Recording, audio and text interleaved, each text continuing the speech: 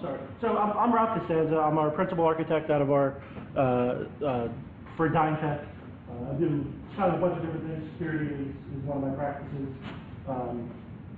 This presentation, I work with other vendors, none of which I'm going to say because this presentation is vendor agnostic. Right? This is a strategy for security, right? So it's not one vendor that's going to solve your problem. It's not one product that's going to solve your problem. How our blueprint started, and the strategy comes off the NIST framework.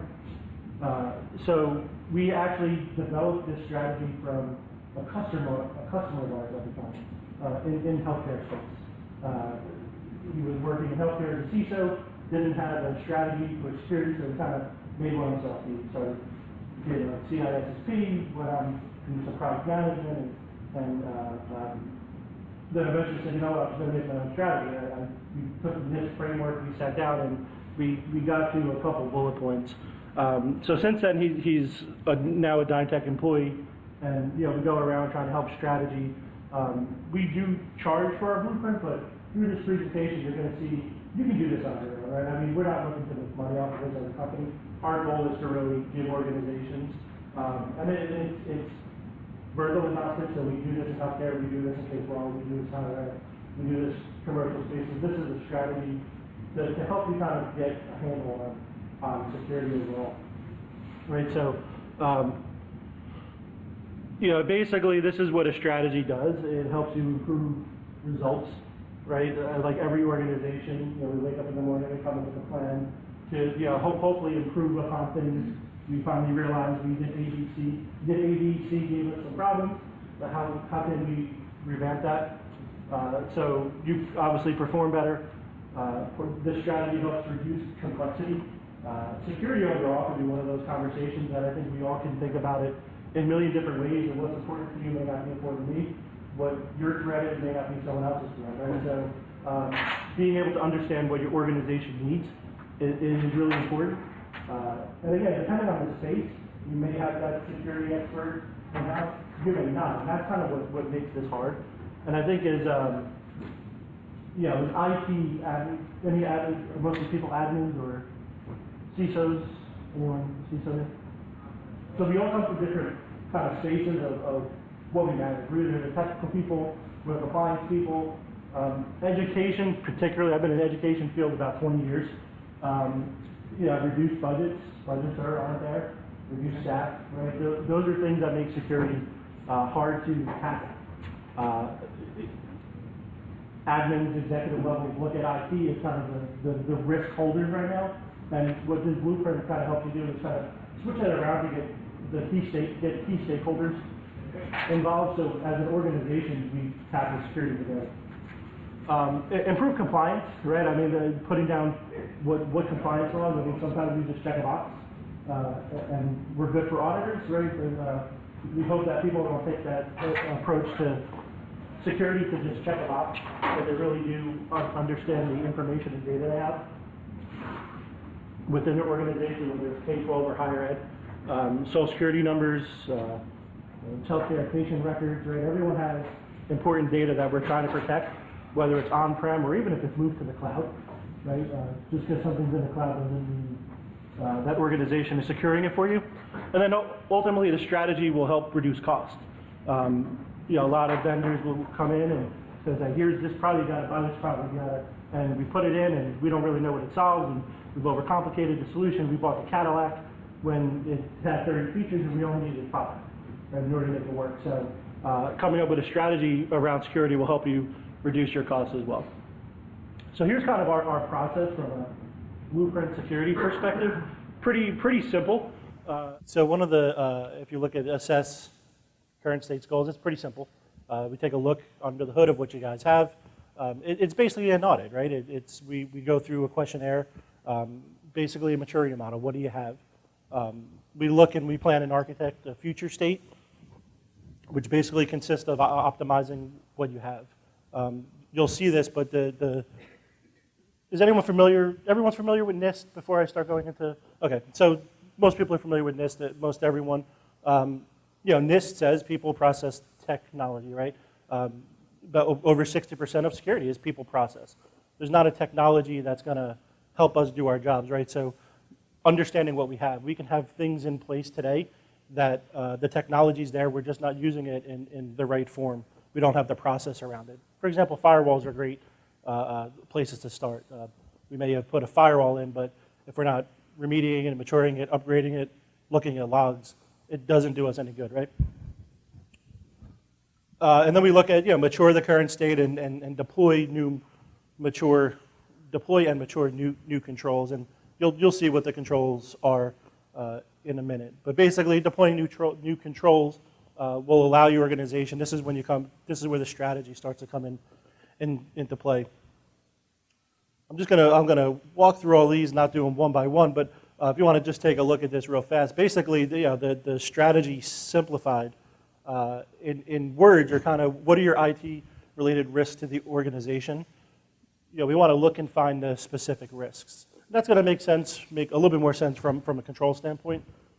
Like I said, we've taken the NIST framework, which I think is confusing. Does anyone really think they understand the NIST framework? When it came, it was, the verbiage was confusing. Most people thought it was really relating to governments, governance and governments. And it's a framework, and it was a good start. Other things came out, such as Cobalt, and there's some other free assessments that I'm going to tell you about. For those who weren't here, this is, I'm from Dyntech. I'm our principal architect. Kind of a vendor agnostic strategy. You're not going to hear any partner names, anyone who's out there. The goal of this strategy is to really help you think about security and look at it at a very high level and get the organization in the mix. As IT or executive levels, I'm sure we're a good mix here. IT is typically looked at as the person in order to make sure that everything runs smooth, but IT is always looking at the executive level for funding, budgeting, help. When compliance, when something happens in the organization, IT is no longer the responsible party. It may be illegal, compliance law, there's tons of other things that can happen. Right, so understanding the specific risk is really important. Understanding what are the options around managing and mitigating controls, right? So people, process, technology is really the big pie chart, but understanding who you have in your organization and what you have in your organization. Like I said, firewall is kind of the one thing that comes to mind. A lot of people, it gives us that false sense of security. Well, I have a firewall, I'm secure. When you start looking at it and auditing or doing an assessment, you start realizing, maybe that firewall hasn't been patched, or it's running a piece of code that is has a lot of bugs in it, or no one looks at logs to figure out if there's been any breaches, who's going into the firewall. So that's where the people process typically comes into play here. What you want to do is prioritize the risks by qualifying and quantifying them. So depending on your organization, like I said, this blueprint goes to different verticals, whether it's healthcare, commercial, K-12, or higher ed. It really is vertical agnostic. So understanding what's important in your organization. For example, one of the slides that you'll see soon, DLP. Maybe DLP isn't something that you need, or maybe you're running Chrome, or you brought things to the cloud. So host encryption is not something your organization really needs. And that's okay. So understanding what not to do is just as important as understanding what to do. As I just said, you want to create a roadmap for what you're going to do, and then you want to execute on that plan. And kind of out another slide, but you want to, after you execute that plan, you want to remediate again. You want to go through, run some pen test, and try to see if we could fix that scorecard. So some of the challenges within education, clear here. How to achieve security effectiveness with limited resources. Mostly in education. I've been in education for 20 years, and resources is always hard to come by. You're typically, what I mean by that is it's typically the one guy or gal that knows a lot of different things, right? So you're really never focusing on. It's hard to find a security expert or someone who's just going to focus on that role. Or you have a server department, and if you go into each one of those departments, they're all going to give you the risks. The server team will say, hey, I have this problem. The network team is going to say, hey, I have these issues. The data center team will say, I have these issues. The storage team will say, I have these issues. And everyone needs something in order to upgrade, patch, remediate, need people in order to do more, right? So the limited resources is always tough. So finding a strategy kind of helps, like I said, reduce that cost and complexity first, And then the technology we have sometimes, it's difficult maintaining visibility across multiple segments. As I said, you have the server team, understanding what the server team needs, and the network team versus the data center team is tough. Some challenges is users are always a challenge, right? I think a culture, getting our users to understand not to click on something and do click campaigns are important, but getting our users to understand what our strategy is and what to look out for probably should have been on top, but as it relates to malware, it's another problem we face in education. Limited budgets, and of course the stakeholder cooperation, which hopefully we're going to change today. Hopefully that's really what you take away from this, is think about who your stakeholders are, because the stakeholders have changed, right? 2007, the first iPhone came out, right? It's been 10 going on 11 years. That ultimately changed the game. That made us users mobile now, right? When we were workforce users, we came to a computer, it was on a desk, and we still had security threats, right? There was still always hacking involved and people doing kiddie scripts. And then, fast forward a couple of years as more and more phones came out, we became mobile users. We have iPads. Most of us are walking around with backpacks with 2 or 3 devices in our hands nowadays, right? And each one of those has its own potential exploit. So as we look in education, things have moved to the cloud. The stakeholder isn't just the IT person anymore. It may be that teacher, the professor, who put that information into the cloud. Can that, how important is that document? So that teacher or professor has now become a stakeholder into part of the security, right? What are they putting in the cloud? Is it safe? Who are they giving access to? Those are important things that we need to know. And I'm not saying everyone should be involved in that conversation, but a supervisor or someone should be, hey, where are we putting the data and how are we securing the data? And if something happens to that data, what are our plans in order to remediate it? So, a couple of regulations that may or may not apply to you and your organization. I think FERPA is there. SIPA may not, Child Internet Protection Act. But, think of some compliance laws that are, important to you, and, that's kind of what we're looking to protect here. So here's the NIST framework. In my opinion, I think it's just doesn't really make sense. That 42, 46-page document is a fun read. If you're bored over the weekend, getting reined in, you could go on NIST and read that document. But again, it's a framework, right? It gives you kind of a plan to say, all right, we know we need to identify things, and the top makes sense, but as you start getting into asset management, what are those processes? It doesn't really give you process and anything wrapped around there. So that's where I think the Cobalt came out 5, and there's some other things, and I'll jump ahead to the free one. There's something that last year came out, the Baldridge. Anyone familiar with that? So it's called the Baldridge Assessment. It's actually free. You could go online, look at Baldridge, it ties to NIST, and it's basically a self-assessment. So on top of this, obviously we'd love to interact with you, and I'm going to go to the here's our side. But before I talk about what we do at Dynetech of taking it to NIST, the Baldridge Assessment is something that your organization can do, and it's really just a questionnaire. It kind of walks you through that process of asking the right questions. Maybe questions you haven't asked yourself. What are the processes and things to ask your executives. What if this happens? And ask a couple questions, and I think it kind of gets what's their whistle a little bit, gets them thinking a little bit more about security. I think we all, me included, there's not always a strategy wrapped around security. It's kind of, we'll address it when it happens. We hope it doesn't happen. CSO online says 2.5% of your budget should be put towards security. I think that's low. When you look at a lot of the products out there and what's out there, that's a low budget. I think it should be higher, but at a minimum, they say about 2.5%. So we'll talk about the Baldridge a little bit later. But this is our kind of blueprint slide. It starts off here. And if you look pretty straightforward, this is taking all that NIST framework and kind of putting it to something in layman's terms that makes sense to directors, IT managers, the technical folks. But eventually what happens is this document goes into an executive level document and invokes conversation. It invokes where the risks are in the environment, how much they're going to cost. The 1, 3, 5-year plan, is it going to affect revenue, brand, compliance, right? So it starts here. So basically, we take a look and understand what you have.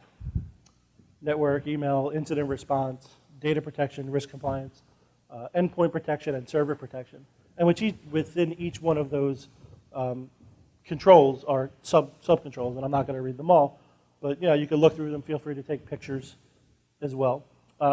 Again, firewall right on top, right? So, the next slide, there's 4 of these slides because we kind of walk you through a maturity process.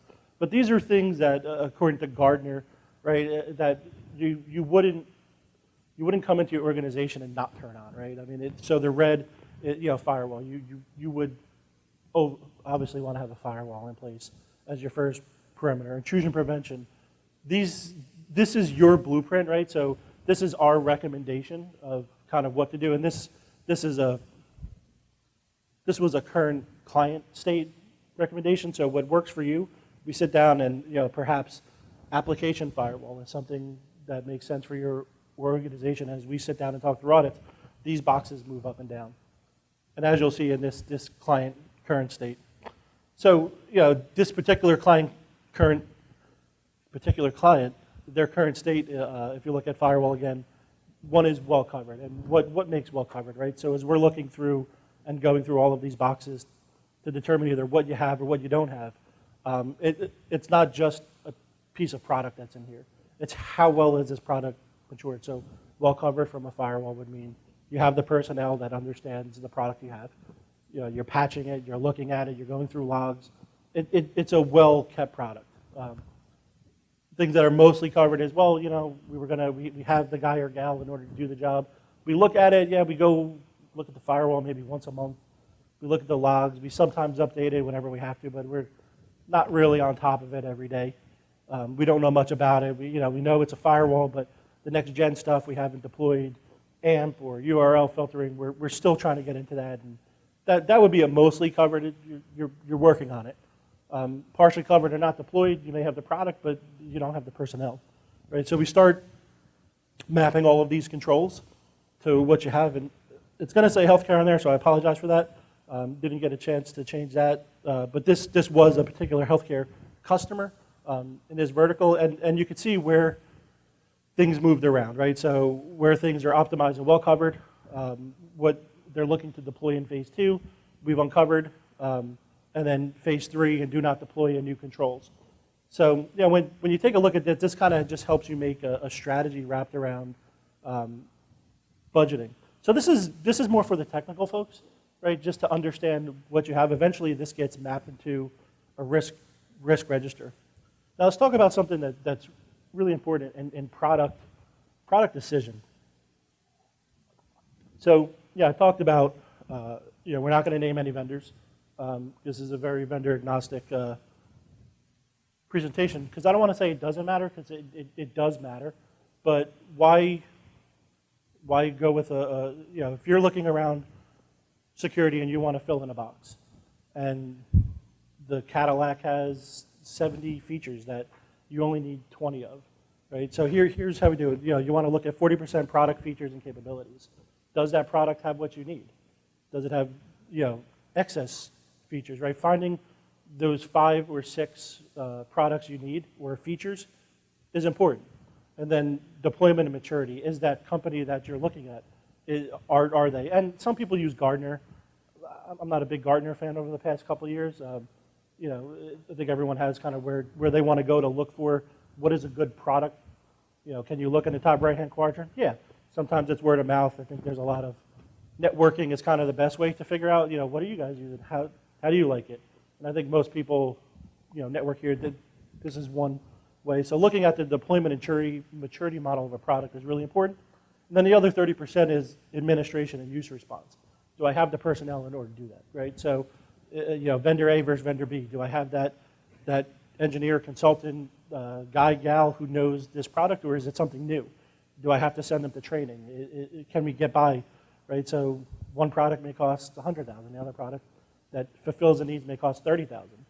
Why not go with the $30,000 product, right? If it fits your needs, and you're going to use it, mature it. That's 60% of your security right there, right? So being able to do, a lot of organizations just go for well, this is the best one out there. They fit the top right-hand quadrant, and that's all that they look at. And the decision makers don't talk to the IT personnel. Do we really understand it? So now we're trying to learn as we go. We're figuring things out. We let things fall through the cracks. So you want to get the organization behind security. This is kind of where we start to turn the table a little bit. For many years, IT was looked at as the risk owners. When something happened, someone came to IT and said, "How can you let this happen?" And for many years, the threats weren't really out there. We ran antivirus for many years. I think the first ransomware we're working on, maybe 7 years now, and a ransomware came out, a piece of malware, and then next year that kind of evolved, and then we had to battle 2 pieces of malware, 2 different, and then we jumped ahead of it, and now the threat changes every day. It's not just malware or ransomware. Being able to steganography is one of them, the encapsulation of hiding malware, so where devices can't protect it. We're seeing vendors change the way that they try to attack and catch these things, such as AI, artificial intelligence. It's no longer signature-based detection. So back to getting the organization, the risks have changed. So as I talked about professors, teachers having things in the cloud, whether if a compliance law gets broken, the IT personnel is not going to be the one sitting in legal hearing, or if a family sues. There is, I'm not going to say the school district, but there is actually a school district currently being sued by a family member because of some bullying and information getting out online. That's no longer an IT discussion, right? IT's not in that. That's legal. So when you're talking about security strategy, getting your personnel, whether it's HR department, involved, whatever key execs that need to be a part of this discussion should be involved. So one of the ways to do that is through risk registers. There's tons of programs you can look to buy.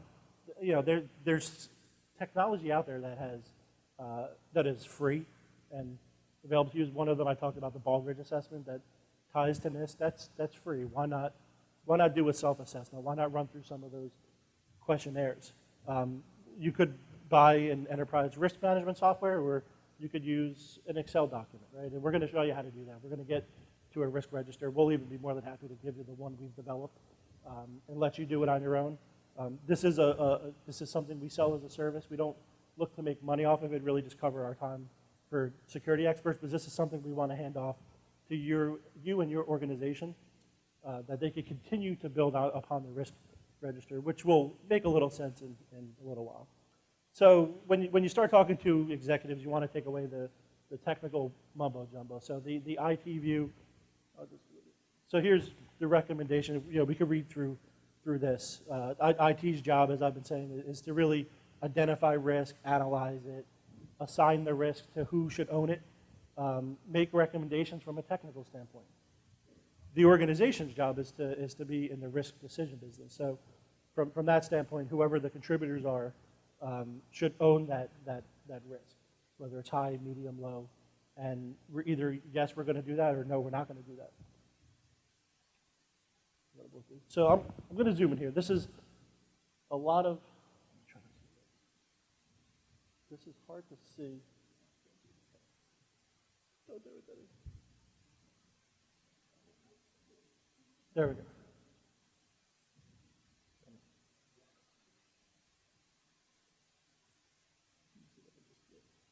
Not going to run again. So I'll just go in a little bit. So this is the risk register right here, and it's just an Excel document. There's nothing fancy about it. It's just a way to keep track of the risks we are identifying in our organization. And this is the IT view, right? So there's a lot of stuff on here. The description you can't read because it's I zoomed in a little bit, but it's basically a breach. They don't have any control to understand when a breach is there. So the IT would fill this out. What is the type of risk? What is it gonna If that happens, what will it affect? It's going to affect business operations, reputation, and revenue in this case. What box does that fall under? Right? If you look at one of those 59 controls, well, this is a data protection, and we've identified that data protection is important to us. And this is something we're going to do in year one, right? So we write the risk results, the impact, and IT fills out all of these. And I'll zoom out. So now there's numbers down there. You go out, IT gets quotes, budgets, and looks at kind of what is the cost overall in order to remediate, fix it, and what's the 1, 3, and 5-year plan. And eventually, it gets to a simpler document to where this is what you present to the executive level. They don't care about the technical mumbo jumbo of the frames and the packets, and we're running 9.2 code, and 9.2 has bug. Has a bug, and this is what the bug does. It's way too over most people's heads, right? So from an executive view and a risk at a very high level, we want to sit down with the organizational owners and say, here's the risk, it's high, this is what's going to happen if we don't fix it, and here's the 1, 3, 5-year cost.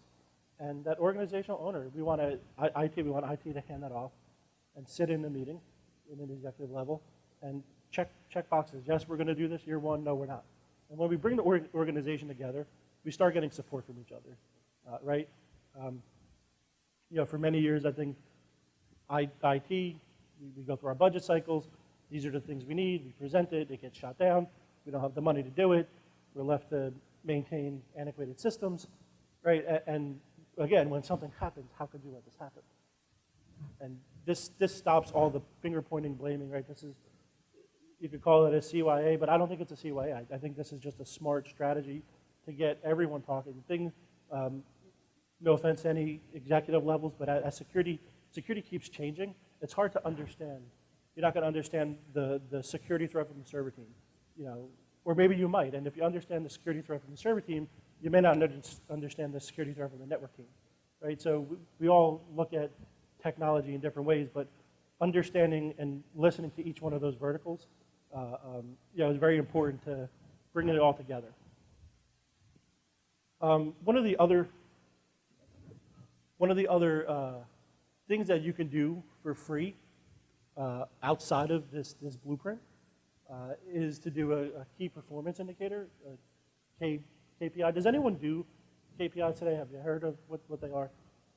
So it's kind of I don't want to say a new strategy. We've been doing it forever, but you're basically giving yourself a scorecard again, right? This isn't anything that goes along with the Baldrige report. This is something completely off track of that. But let's take this for an example. So what a KPI, a mean to patch, right? So we want to say, in our organization, we want to make sure that everyone's patched within 30 days, 100% compliance. Your current score may be 80%, right? And you give yourself a scorecard. So, eventually, what are my next steps? Reconfigure WSES. And that's a little technical, but you basically keep going through this scorecard here.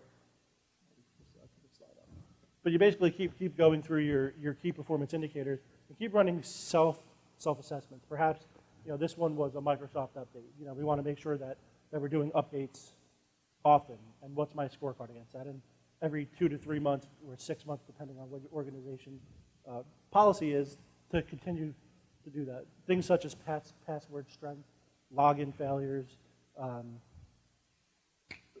so on and so forth, or other key performance indicators you could continue to do. Any questions thus far?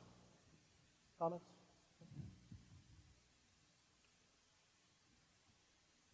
So here, before I go into the conclusion, I do want to talk about the Baldrige report a little bit. So, the NIST framework ties into the Baldrige.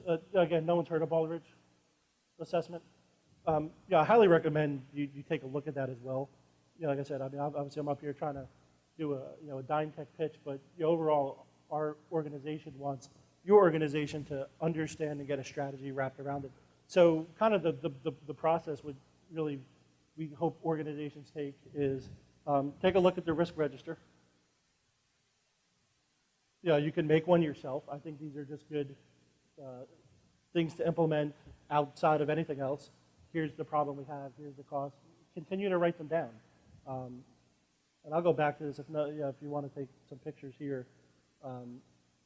Start here, right? This is everything, and technology overall continues to increase. New technologies come out. This is as close as you're going to get to make a change. Now, this is overwhelming too, right? When you look at just this particular, this is money right here.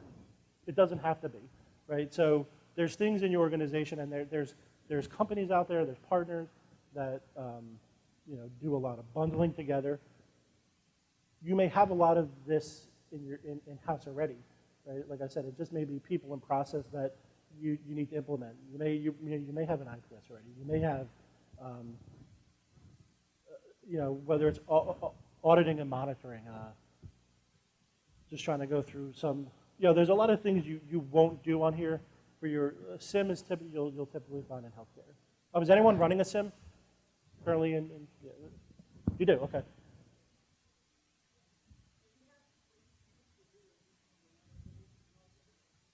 You have someone who actually looks at those logs. Yeah. That's right. Okay. Yeah, so, and again, it depends on the vertical. In K-12, you don't really see SIMs a lot. In higher ed, I see it less than we'd like to. In healthcare, I mean, it's a way of life.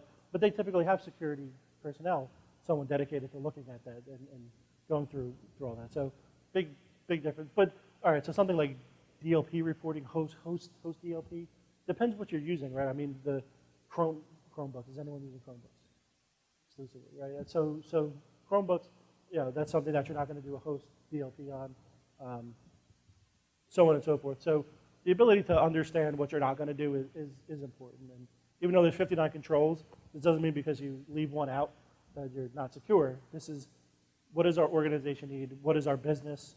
What is the technology we have?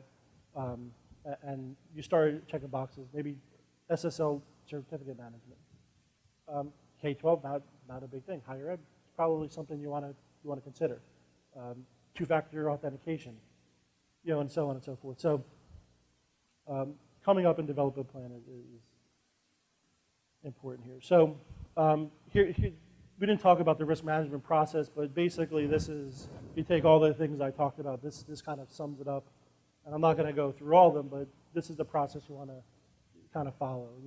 Identifying risks, assessing them, documenting them, reviewing them, and eventually, what I want to get to is it's a cycle. This is something that we consistently and constantly have to do, right? So what we like to tell people is do a security assessment, figure out what your score is. How you may fail, right? And that's a first start to solving the problem, is understand what the problem is, right? So that's problem one. Go through a couple maturity models, figure out what we need to fix, and then 6 to 12 months later, run that assessment again and see what your score is. This isn't something that's going to change overnight. Budget's not going to allow you to do it. Personnel. What we've uncovered through some of these assessments is that it's not the technology that people need.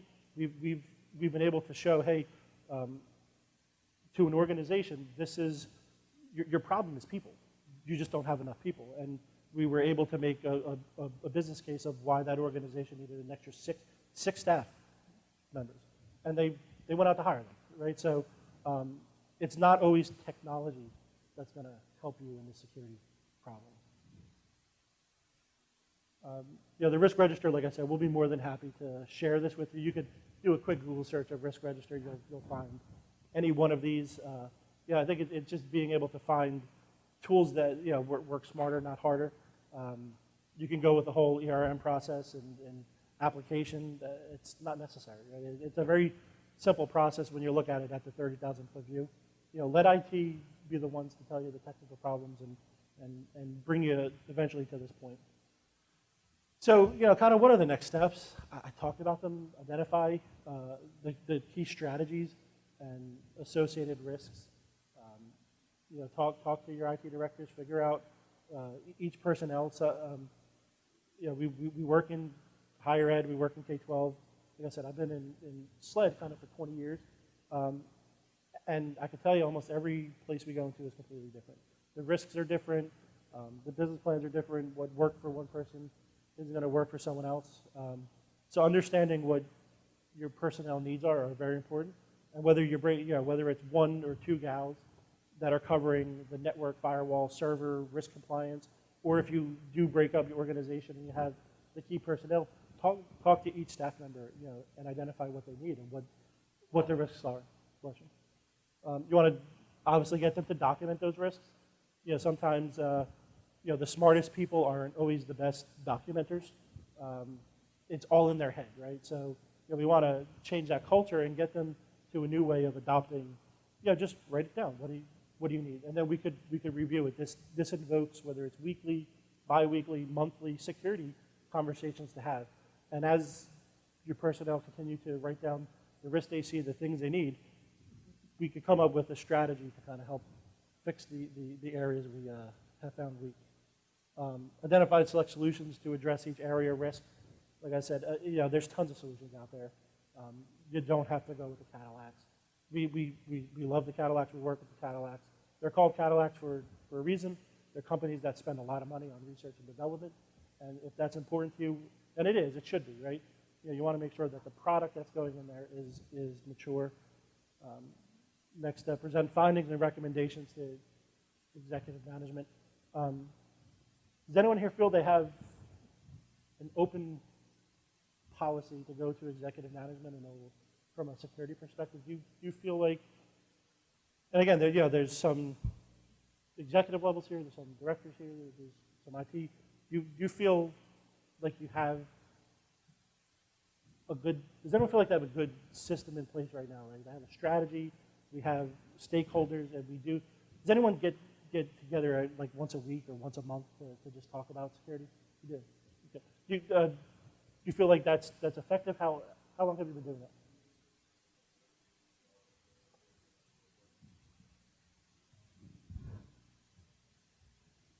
Yep. I was just going to ask how long. Before that, what was some of the struggle? I mean, some of the things I talked about, or what were some of the additional struggles that maybe I haven't? Yeah.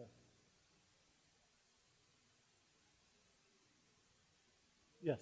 Yep.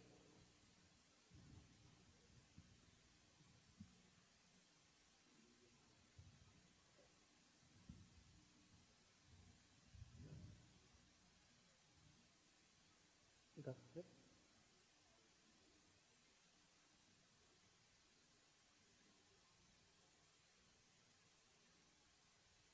It is.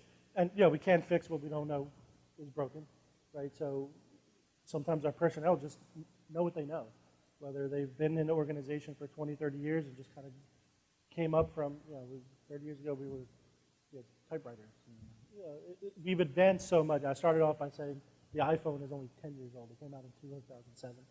We're 10 years into a digital age, right? And you look at how fast, even the past 5 years, you've heard the word digitization a lot, right?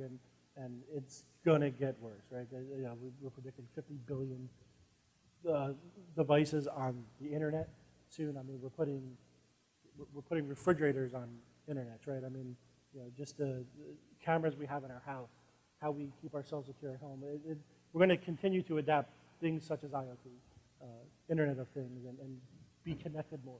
Like I said, most of us are walking around with 3 or 4 devices, and each one of them have a different, most of our chips now are all infiltrated, the Spectre, the meltdown, right? All of our chips are now not secure anymore, and we're all susceptible to hacking, which is okay if we have a good plan. I mean, we have backups, we have personnel, right? And the thing with ransomware, as most people know, it could sit dormant for 200 days, right? So what I think we'd like to change is hopefully the culture of getting people to think more around security. And whatever strategy you choose to go with, whether it's ours, focus on a NIST framework, do the Baldrige, go Cobalt. I mean, there's tons.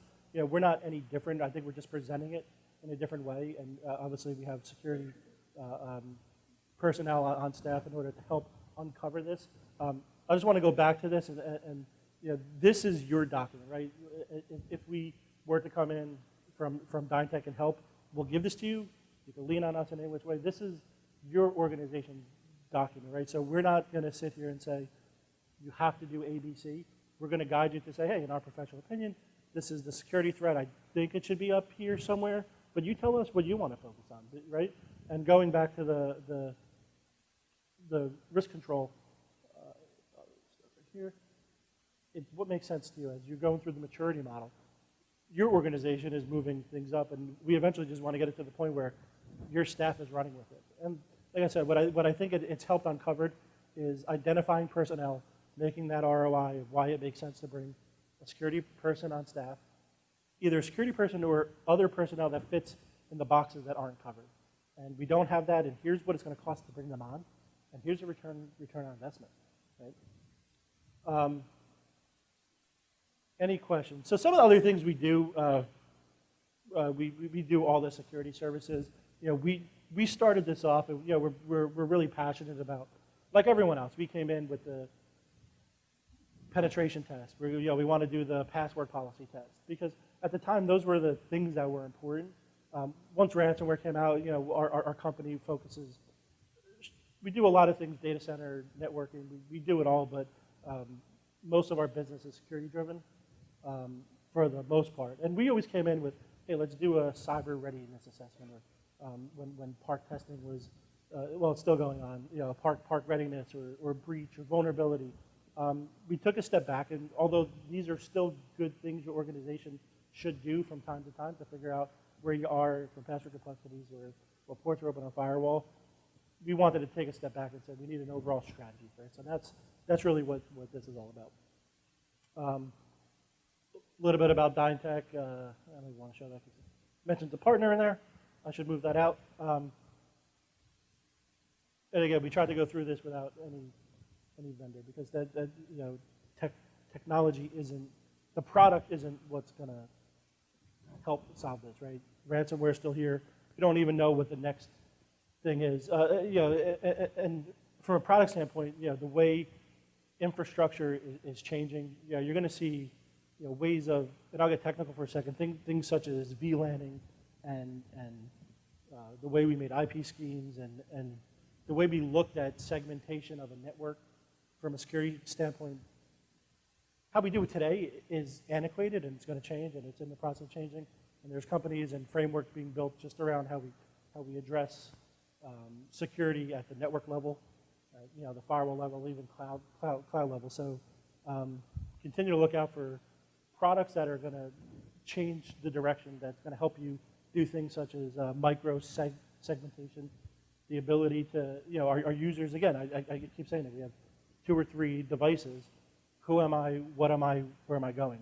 My laptop that's corporate owned that you've given me is trusted. I should be able to go into this building, this environment, get to these resources, but when I bring my machine from home, can I still get those resources? Yeah, I shouldn't be, or should I be? These are things that the network is, as a sensor, is starting to, you know, adopt, and the people and personnel that we have to support that is going to be really important, right? You can't just put something in and expect it to kind of do it for us.